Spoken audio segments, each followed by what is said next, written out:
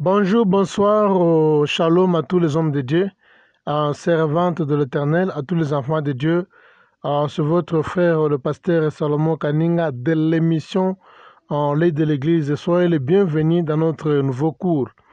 Dans notre nouveau cours, nous allons parler sur la femme face aux cinq ministères. Les gens qui ont la table de matière que nous avons présentée préalablement. Vous allez voir ce cours ici. Vraiment, je reprends ça. Nous voulons parler tout autour de la femme face aux cinq ministères. Autrement dit, est-il permis pour une femme de prêcher ou d'enseigner dans une église? Pendant notre thème, nous aurons à parler sur deux chapitres les plus importants. Et nous allons parler sur 1 Timothée chapitre 2, les versets 11 au verset 13. Et nous aurons aussi à parler sur 1 Corinthiens chapitre 14, le verset 34. Alors, vraiment, pourquoi j'ai choisi ce thème ici? Parce que c'est parmi les débats qui font que les hommes de Dieu puissent se séparer à quai des poissons. À chaque fois quand ils soulèvent ces problèmes ici sur la position ou bien la femme face aux cinq ministères, ou encore, comme je le disais, est-il permis pour une femme de prêcher ou encore d'enseigner dans une église ou bien dans une assemblée? Et nous savons que nous avons de différentes églises. Chaque église a sa façon de concevoir les choses. Et ce débat n'a jamais eu une solution jusqu'à aujourd'hui. Et c'est un débat qui a commencé avant que nous naissions. Les gens n'ont jamais tiré une conclusion et chacun campe dans leur position. Mais c'est grâce au Saint-Esprit que je me suis appliqué à connaître la réalité, la vérité. J'ai prié le Seigneur, j'ai fait les études approfondies pour demander que le Seigneur puisse m'aider, en sorte que je puisse avoir une inspiration qui va éclaircir certaines opinions tout autour de ce thème ici concernant la femme face aux cinq ministères. Alors, je vous demanderai, chers hommes de Dieu, chers enfants de Dieu, chères servantes de l'Éternel, de bien suivre, je pense bien ce thème jusqu'à la fin. Quand tu ne suis pas jusqu'à la fin, vraiment, tu ne comprendras pas. Tu ne comprendras pas. C'est un thème qu'il faut obligatoirement suivre jusqu'à la fin. Je vous en prie, par l'amour du Seigneur, d'être patient. Je ne sais pas, ça va prendre combien de séances, mais je pense bien, il faut être seulement patient, vous allez jusqu'au bout. C'est alors que vous allez vraiment beaucoup comprendre. Et je pense bien, vous allez aussi beaucoup apprendre. Ce qui est important avant que nous puissions commencer à parler tout autour de la femme face aux cinq ministères, je vais faire seulement la lecture. Avant après la lecture, il y a quelque chose que je voudrais parler avant que nous puissions aller au détail de ces enseignements. Nous voudrons d'abord lire dans 1 Timothée chapitre 2, les versets 11 au verset 13. La Bible dit ceci: que la femme écoute l'instruction en silence avec une entière soumission. Je ne permets pas à la femme d'enseigner ni de prendre de l'autorité sur l'homme, mais elle doit demeurer dans le silence, car Adam a été formé le premier et Ève ensuite. Après, nous allons encore lire dans 1 Corinthiens chapitre 14, le verset 34. La Bible dit ceci: que les femmes se taisent dans les assemblées, car il ne leur est pas permis d'y parler, mais qu'elles soient soumises selon ce que dit aussi la loi. Je vais souligner la loi. Souligner la loi ici, ce que dit la loi, souligner la loi. C'est vraiment important. Nous allons revenir là-dessus. Alors, sans plus tarder, il y a un élément qui est important que je voudrais un peu souligner avant que nous puissions aller au message. La plupart des hommes de Dieu, quand ils lisent ces versets ici, et ils se limitent dans la tradition. C'est-à-dire quoi? Ils lisent les versets, les deux versets, après ils commencent à traduire, ils commencent encore à interpréter le verset, mais il y a peu d'eux qui ont prié le Seigneur. Il y a peu d'eux qui ont demandé le Saint-Esprit de leur parler d'une façon privée. Puisque nous servons un Dieu qui est vivant, le Saint-Esprit a la capacité de vous révéler les choses que vous ne comprenez pas ou bien les choses que vous avez toujours des doutes autour. Alors, il y a peu de gens aussi qui vont plus loin pour prendre leur temps à étudier le sens, comment dirais-je, on appelle ça l'esprit de la lettre, voilà. Il y en a peu qui ont allé plus loin pour étudier l'esprit de la lettre, puisque dans la littérature, ou bien, comment dirais-je, dans la littérature, ou bien dans la justice, il y a ce qu'on appelle la lettre et l'esprit de la lettre. Ce sont des choses qui sont différentes. Donc, il y a la lettre et il y a aussi l'esprit de la lettre. On peut lire quelqu'un, ses écrits, ses épîtres, ses lettres, mais en réalité, on ne va pas comprendre les choses de la même manière où la personne avait conçu, bien l'écrivain, l'auteur avait conçu. Alors, c'est ce qu'on appelle l'esprit de la lettre. Tu peux lire quelque chose, mais on ne sait pas quelle est la motivation qui a poussé l'auteur à écrire une telle lettre ou bien une telle épître. C'est ce qu'on appelle l'esprit de la lettre. C'est-à-dire quoi? Et ça demande l'inspiration du Saint-Esprit, puisque les gens qui ont écrit ce passage ici sont morts il y a plusieurs siècles passés. Et ça demande une prière sérieuse, ça demande une inspiration et les études approfondies pour comprendre quel est l'esprit qui est caché derrière cet épître, quel est l'esprit de l'auteur qui était caché derrière ce message ici. Donc, bien aimés dans le Seigneur, évitons, tant qu'homme de Dieu, tant que leader, évitez à tout prix de lire un passage et vous commencez à traduire sans pour autant prendre un temps de la prière, sans pour autant prendre un temps sérieux pour faire les études. Ça m'a pris plusieurs années, je peux dire, je vous assure, pour bien maîtriser, pour faire les études approfondies, pour bien maîtriser ce passage ici sur 1 Timothée chapitre 2, le verset 11, verset 13 et 1 Corinthiens chapitre 13, le verset 9 et 10. Et vous allez vous rendre compte que l'apôtre Paul était la seule personne dans la Bible qui a écrit cette lettre-ci avec une intention de contexte. Alors, avant que je puisse aller en détail, je voudrais un peu souligner un élément important.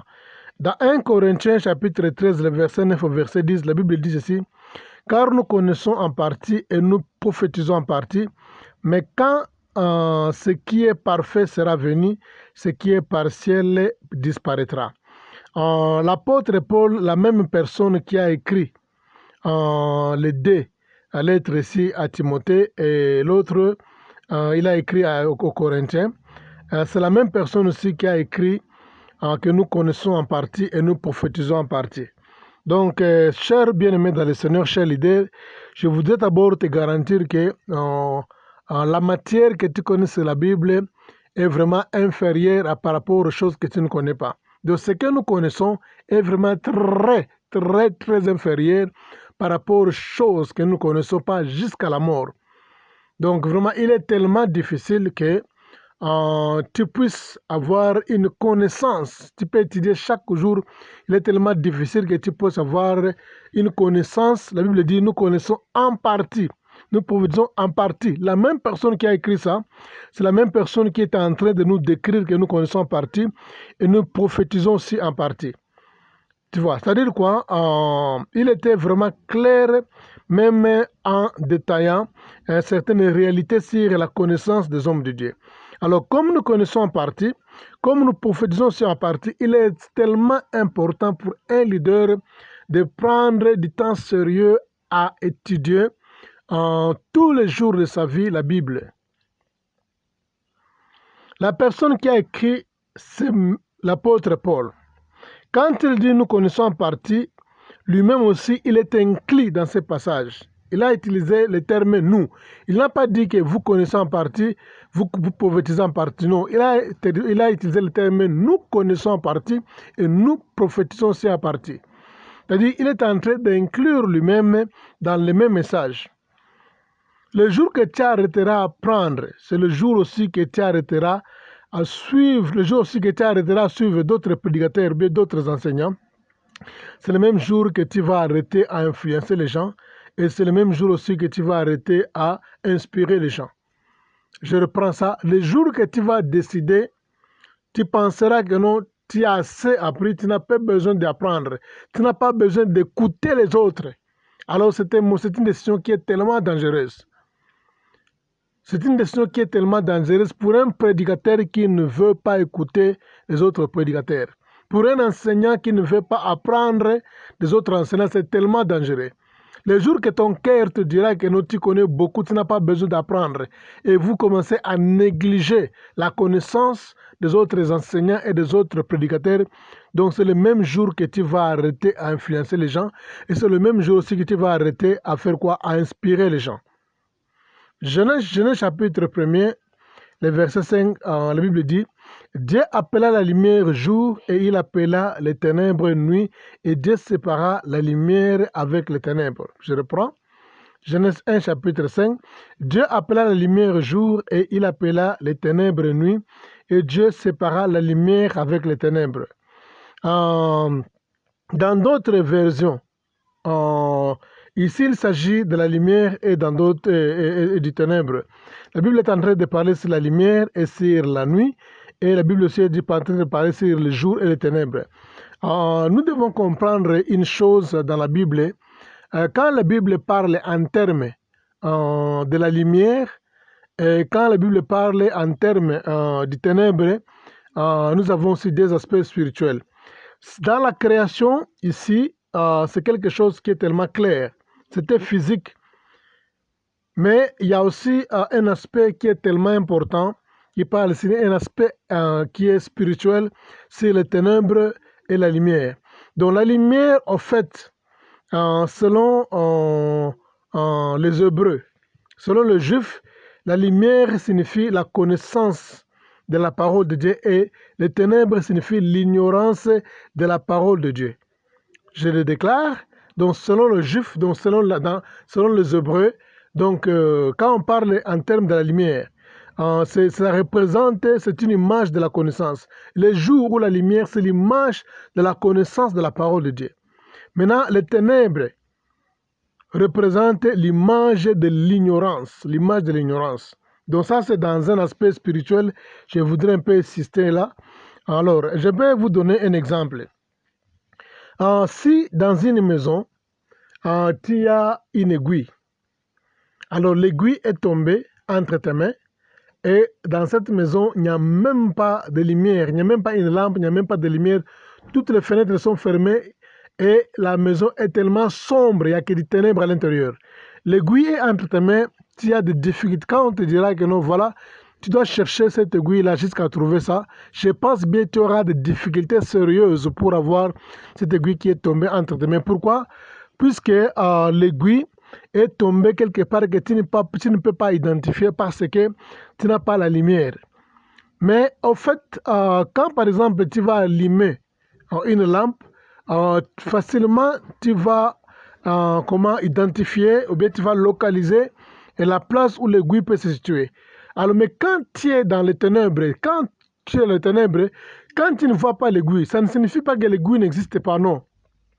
Du fait que tu ne vois pas l'aiguille dans les ténèbres, ça ne signifie pas que l'aiguille n'existe pas. L'aiguille existe, mais tu as besoin seulement de la lumière pour découvrir quelque chose que toi tu ne vois pas. De la lumière joue un rôle pour t'aider à avoir la connaissance sur quelque chose qui existait déjà. Vous comprenez? C'est-à-dire quoi? L'aiguille est là, mais quand il y a les ténèbres, tu ne le verras pas. Mais quand la lumière viendra, la lumière va t'aider à identifier l'aiguille qui est là. Mais ça ne signifie pas que non, comme tu ne vois pas l'aiguille dans les ténèbres, c'est-à-dire l'aiguille là n'existe pas. Non, l'aiguille est bien là, c'est quelque part là, mais toi tu ne peux pas voir ça à cause de l'ignorance qui est signe des ténèbres. C'est-à-dire quoi? Les ténèbres, c'est le signe de l'ignorance.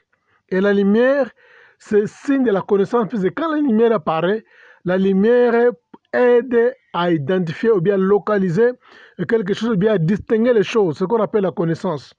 Alors, bien aimé dans le Seigneur, il est aussi vraiment tellement important d'avoir une connaissance qui est sans limite.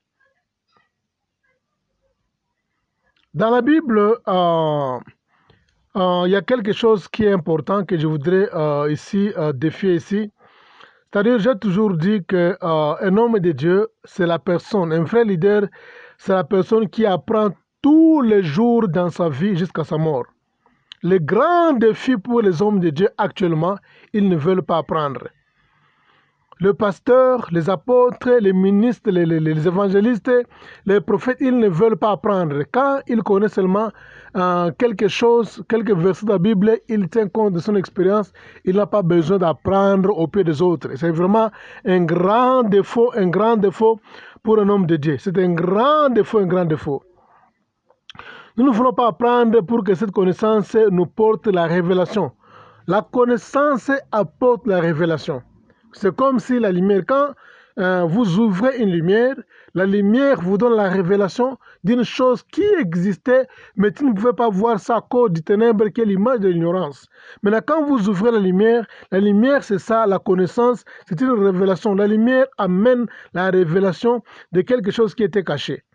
Alors, du fait que tu ne connais pas cela, ça ne signifie pas que cela n'existe pas. Donc, du fait que tu ne connais pas quelque chose, ça ne signifie pas que non, cette chose n'existe pas.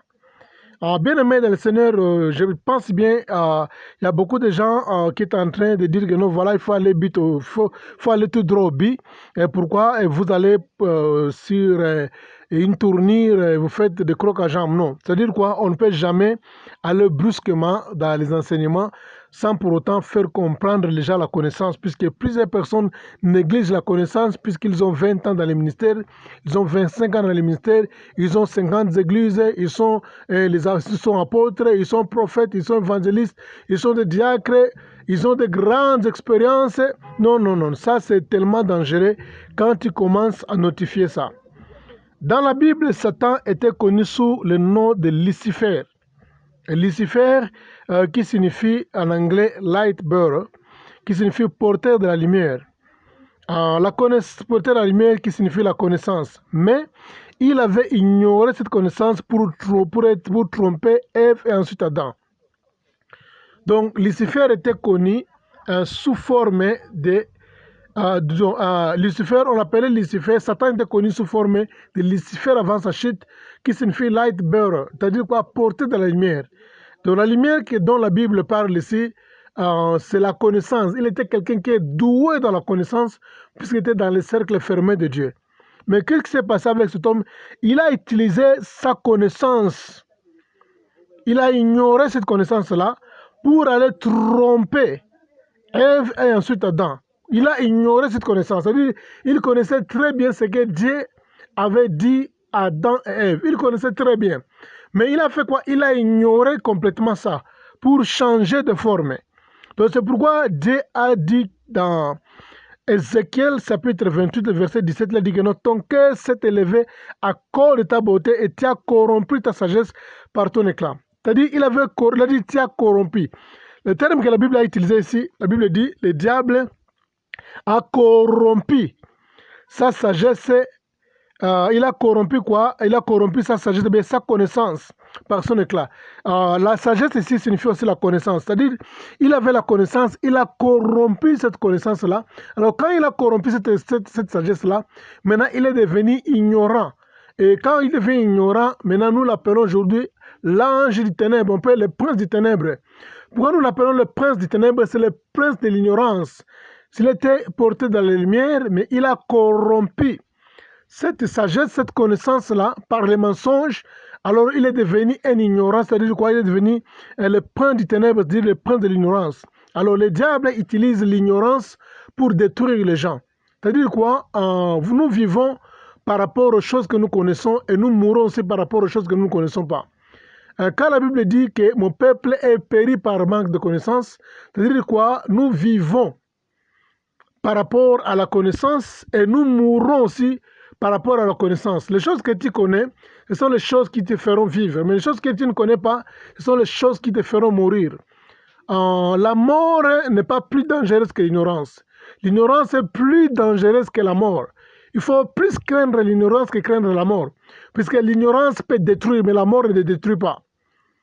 La Bible dit, mon peuple périt par manque de connaissance. La Bible ne parle pas par par la présence de la mort. Il parle de la connaissance. Dans l'ignorance, c'est quelque chose qui est tellement difficile. C'est pourquoi le diable, à tout moment, il utilise l'ignorance pour détruire les gens jusqu'à aujourd'hui. Le diable utilise l'ignorance. Le diable utilise ton ignorance. Il a corrompu sa connaissance. Il a corrompu sa sagesse. Maintenant, il utilise ton ignorance pour te détruire. Maintenant, plus que vous connaissez, plus que vous allez vivre par rapport aux choses que vous connaissez. Donc, moins que vous connaissez, vous allez vous détruire par les choses que vous ignorez. Voilà, je peux arrêter là-bas. Nous allons continuer ensuite. Si vous